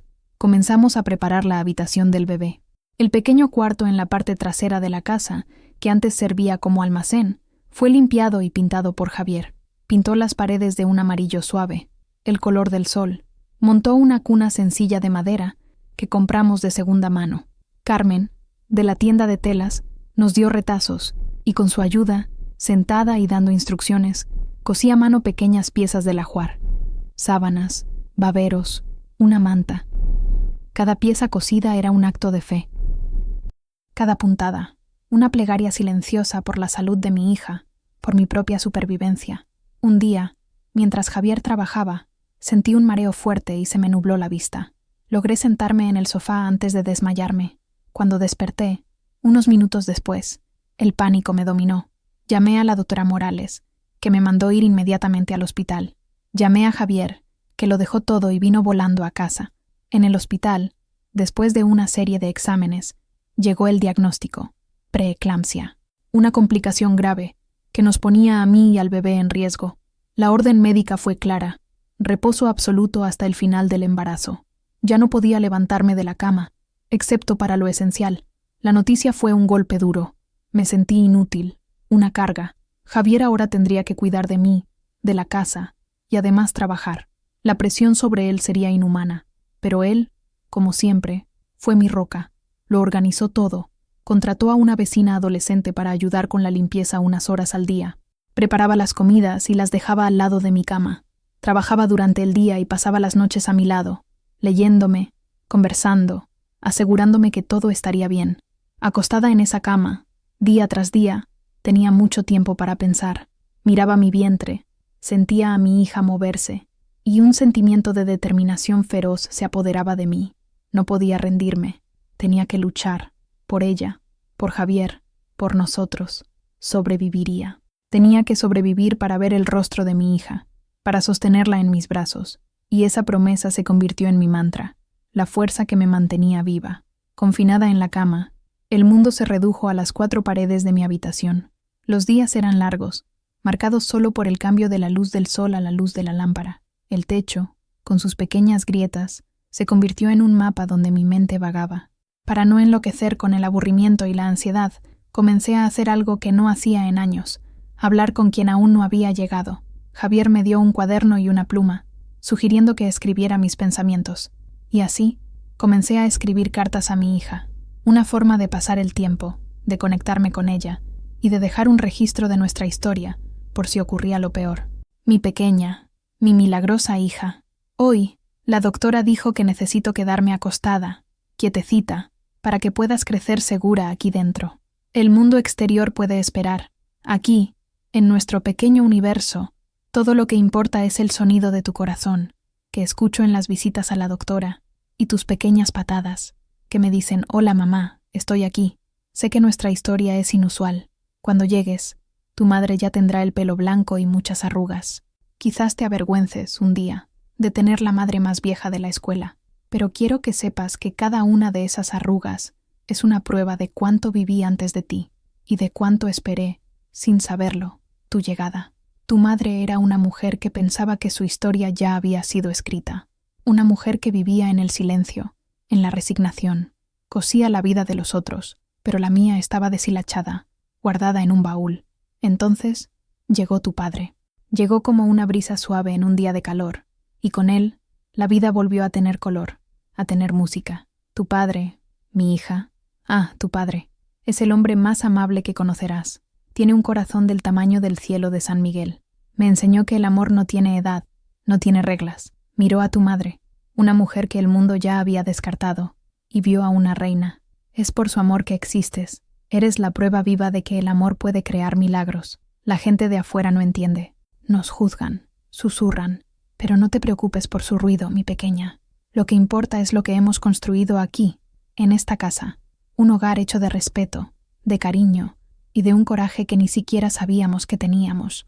Te prometo, mi hija, que haré todo lo posible para estar aquí para verte crecer, para enseñarte a coser, a hacer el mejor café de grano, a reconocer las canciones de Agustín Lara, y tu padre te enseñará a ser fuerte, a ser amable, a nunca tener miedo de amar. Rezo todas las noches para tener la oportunidad de sostener tu manita, de oler tu aroma, de mirar tus ojos. Pero si, por alguna razón, no puedo, sabe que fuiste la mayor y más inesperada alegría de mi larga vida. Me diste un motivo para luchar. Me diste una fuerza que rejuveneció mi alma. Tú, incluso antes de nacer, ya me has salvado. Con todo el amor que un corazón de 70 años puede contener. Tu madre, Guadalupe. Escribía durante horas, las lágrimas manchando la tinta en el papel. Era una catarsis, una forma de organizar mis miedos y mis esperanzas.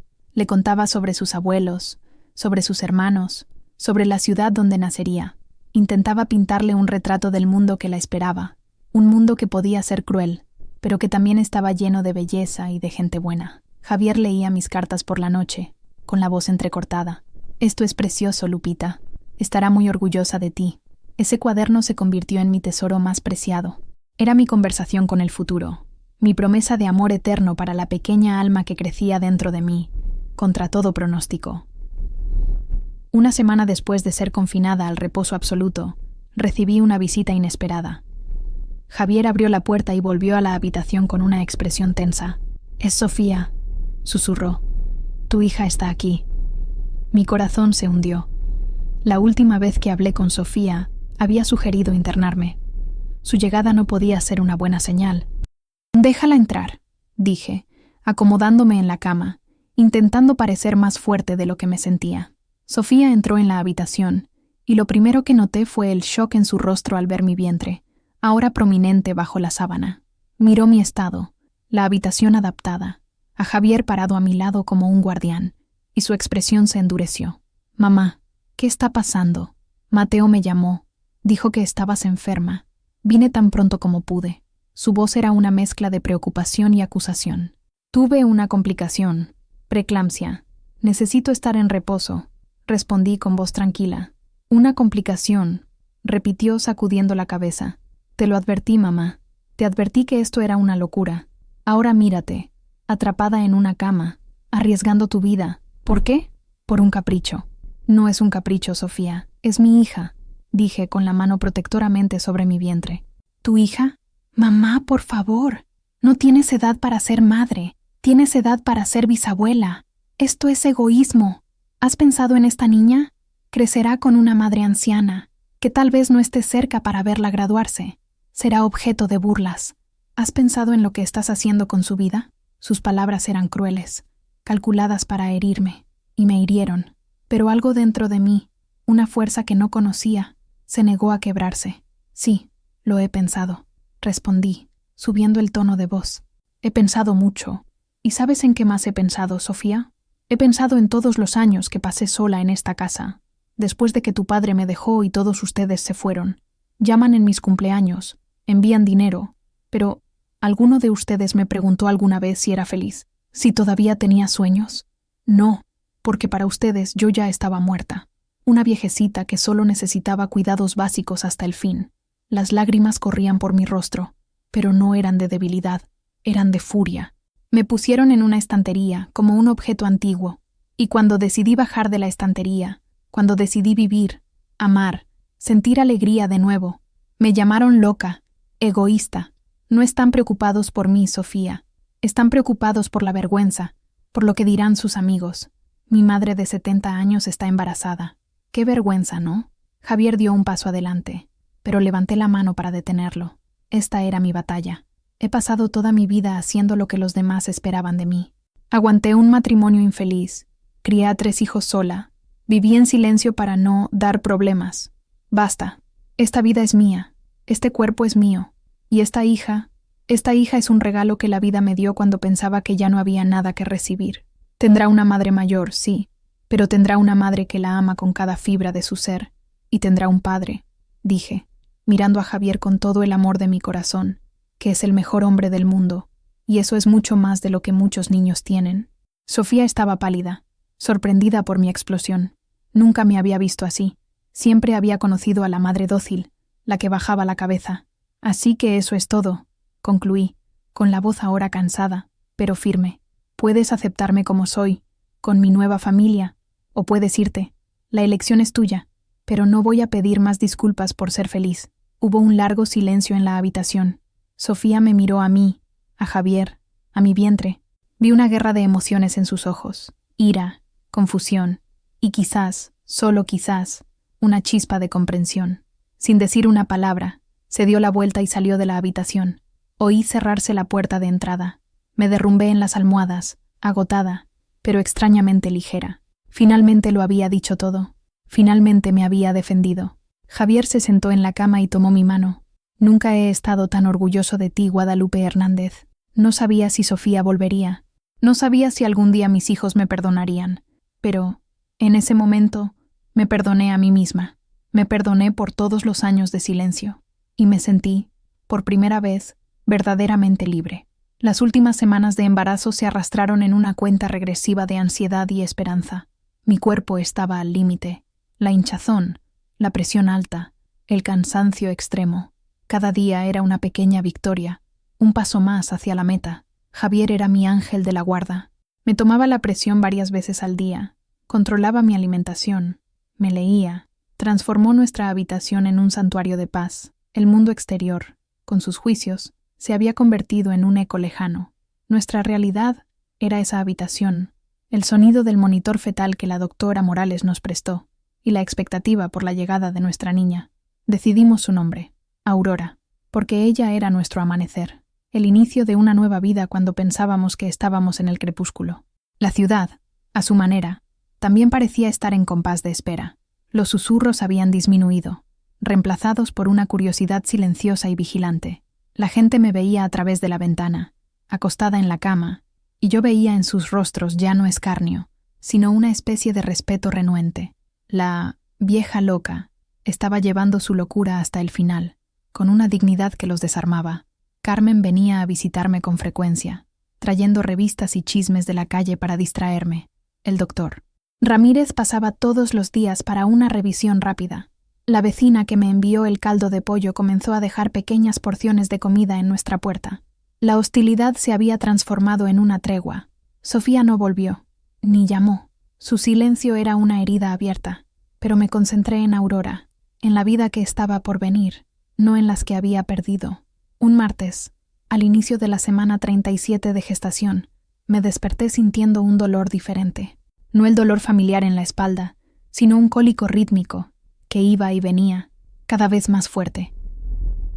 Javier, dije, intentando mantener la calma, creo que es la hora. Se puso pálido, pero actuó con una eficiencia impresionante. Llamó a la doctora Morales, cogió la pequeña maleta que ya estaba lista en el rincón de la habitación y me ayudó a levantarme con un cuidado infinito. El viaje al hospital en Querétaro, donde la doctora Morales había organizado todo por ser más adecuado para un parto de alto riesgo, fue una neblina de dolor y de manos entrelazadas. Javier conducía con calma, pero yo veía la tensión en sus hombros. Con cada contracción, me apretaba la mano y decía: «Estoy aquí, mi amor. Respira conmigo». En el hospital, un equipo ya nos esperaba. La doctora Morales estaba allí, con el rostro sereno y alentador. Me llevaron a la sala de partos, y la realidad me golpeó de lleno. Era ahora, la batalla final. Las horas que siguieron fueron las más difíciles de mi vida. El dolor era inmenso, y mi cuerpo, cansado por 70 años de vida y 9 meses de un embarazo extenuante, parecía que no iba a aguantar. Hubo momentos en que pensé en rendirme, en que la oscuridad parecía más atractiva que el esfuerzo. Pero Javier estaba allí, todo el tiempo. No se apartó de mi lado ni un solo segundo. Sostenía mi mano, limpiaba el sudor de mi frente con un paño húmedo, susurraba palabras de amor y aliento en mi oído. «Puedes hacerlo, Lupita. Eres la mujer más fuerte que conozco. Piensa en nuestra Aurora. Ya casi está aquí. Lucha por ella». Y luché. Luché con cada fibra de mi ser. Luché contra el dolor, contra el miedo, contra el agotamiento. Luché por mi hija. Luché por mi nueva vida. Y entonces, en medio de un esfuerzo que pareció arrancarme el alma del cuerpo, lo oí. El sonido más hermoso, más milagroso del mundo. El llanto fuerte y saludable de mi hija. El llanto de Aurora llenó la sala. Un sonido vibrante y lleno de vida que cortó la niebla de dolor y agotamiento que me envolvía. La doctora Morales, con una sonrisa exhausta y triunfante, levantó el pequeño cuerpo cubierto y lo colocó sobre mi pecho. Era tan pequeña, tan perfecta. Tenía la piel rosada, una pelusa de cabello oscuro y los ojos más profundos y sabios que jamás había visto. Cuando su llanto se calmó y se acurrucó en mí, el mundo entero se detuvo. Todo el sufrimiento, todo el juicio, todo el dolor de los últimos meses desaparecieron. Todo lo que existía era ese pequeño ser, su olor, el calor de su piel contra la mía. Miré a Javier. Lloraba abiertamente. Las lágrimas corrían por su rostro sin control. Se inclinó y besó la frente de Aurora, y luego la mía. Nuestras miradas se encontraron por encima de nuestra hija, y en esa mirada había un universo de amor, de alivio y de gratitud. Lo logramos. Contra todo y contra todos. Lo logramos. Es perfecta, Lupita, susurró, con la voz entrecortada. Se parece a ti. Tiene tus ojos, respondí, y reímos entre lágrimas. Los días siguientes en el hospital fueron de recuperación y descubrimiento. Estaba agotada, pero la presencia de Aurora a mi lado me daba una energía que no sabía de dónde venía. Aprender a amamantar, a cambiar pañales, a calmar su llanto.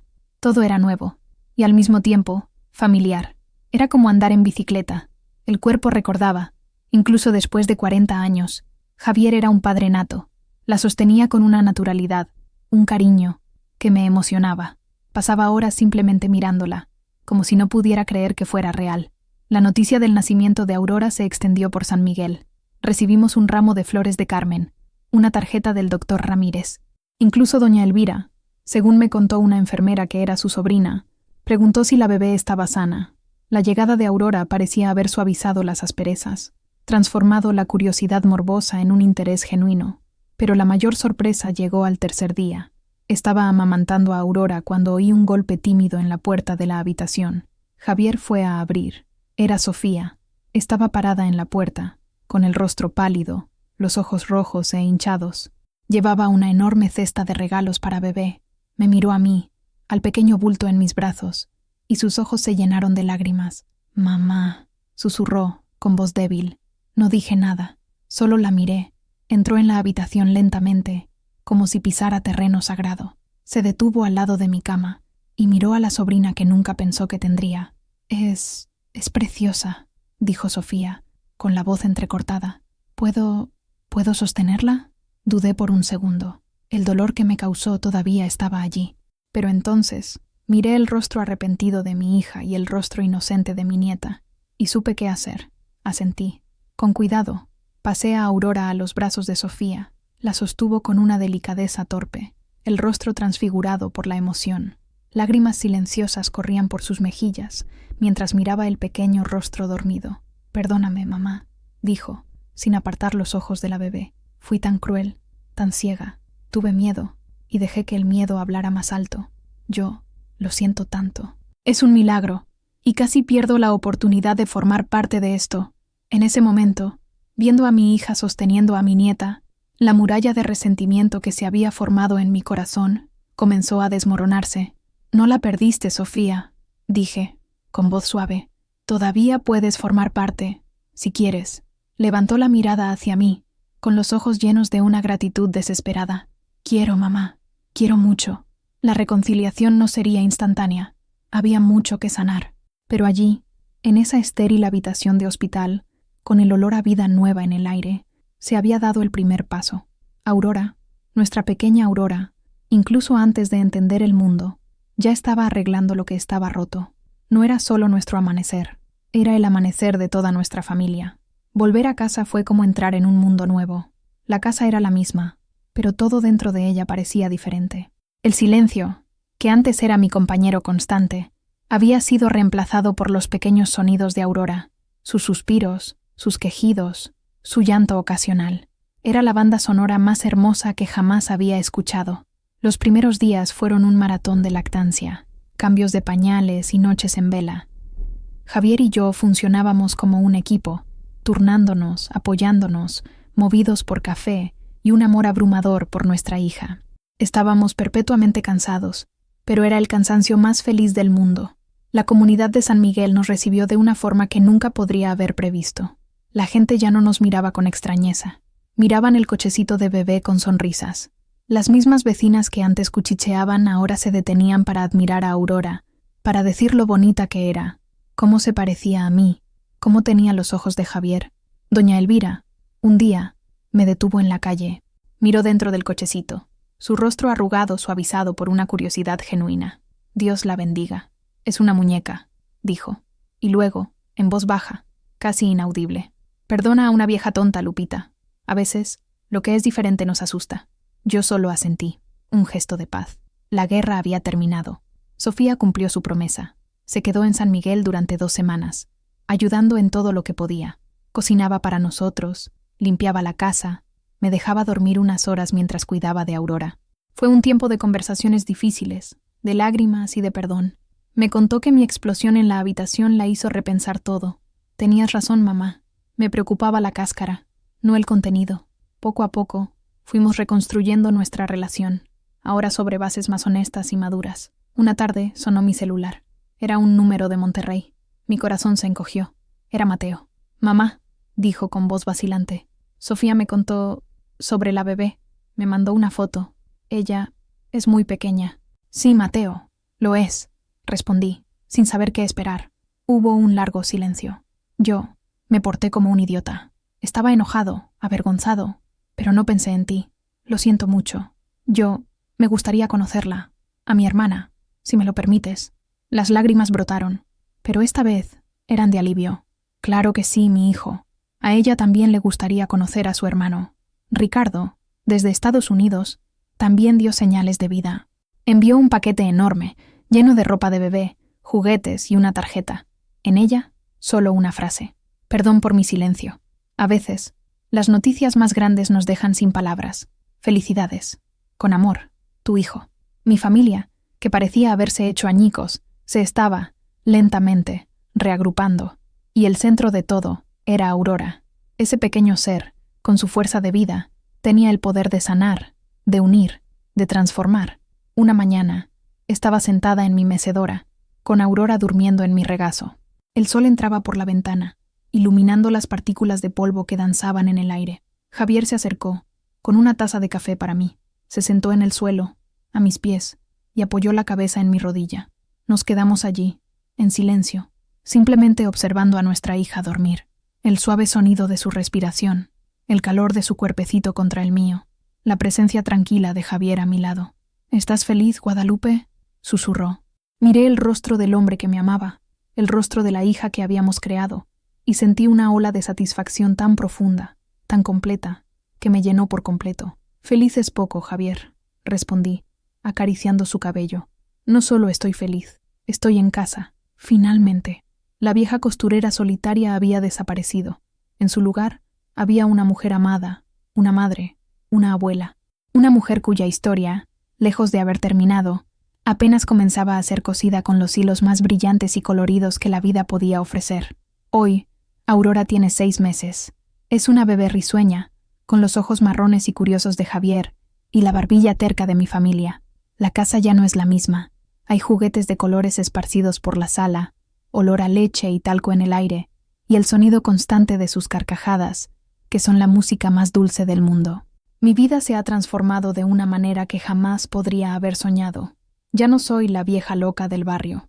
Soy doña Lupita, la mamá de Aurora. La gente me saluda con un cariño que nunca antes recibí. Nuestra historia, que comenzó como un escándalo, se ha convertido en una especie de leyenda local, una historia sobre amor y milagros. Javier sigue trabajando como conductor, pero ahora sus horas son más flexibles.